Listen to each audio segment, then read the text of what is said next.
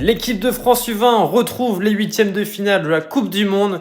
Ça tombe bien, on va voir quelle était la dernière équipe à avoir atteint la phase finale. C'était en 2019. Les Bleus avaient perdu contre les États-Unis 3-2.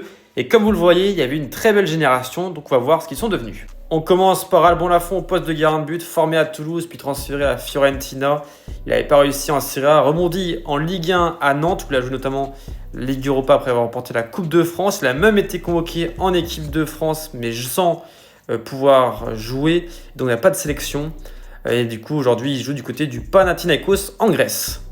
En défense, Basila, passé également par Nantes si je ne dis pas de bêtises, qui n'a pas réussi à s'imposer, même en Ligue 2 du côté de Nancy.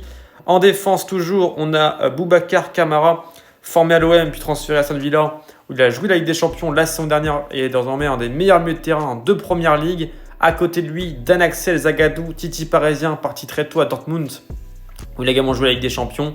Malheureusement, pas mal de blessures pour lui. Il joue du côté de Stuttgart aujourd'hui. Et enfin, Evan Ndika, formé à la JOCR, transféré à Francfort et aujourd'hui considéré comme l'un des meilleurs défenseurs de Serie A à l'AS Roma. Au milieu de terrain, Michael Cuisance, qui était parti très jeune du côté du Bayern Munich en provenance du Borussia Mönchengladbach, avait été prêté à l'OM, mais n'a pas réussi à s'imposer. C'était perdu en Italie et rebondi aujourd'hui du côté du Hertha Berlin. Enzo Loyodis, révélation de Ligue 1 à Dijon, prêté à Wolverhampton en Première Ligue, puis finalement transféré à Las Palmas en Espagne où il joue toujours. Et enfin, Youssouf Fofana, l'ancien joueur de Strasbourg et de Monaco qui a connu l'équipe de France et aujourd'hui du côté de l'AC Milan.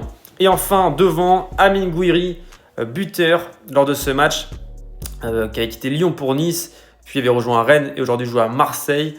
Nabil Alioui lui était passé notamment par Le Havre, puis la Turquie, mais s'est perdu en cours de route.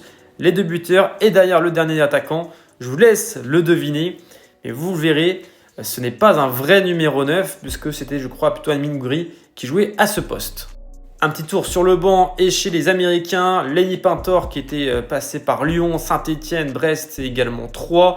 On a Diallo qui était passé à Brest après avoir été formé à Monaco, puis du côté de Southampton, il joue aujourd'hui au Qatar. Et enfin, Yacine Adli, formé au PSG, transféré à Bordeaux, puis à l'AC Milan aujourd'hui. Il joue en Arabie Saoudite après un bon prêt à la Fiorentina.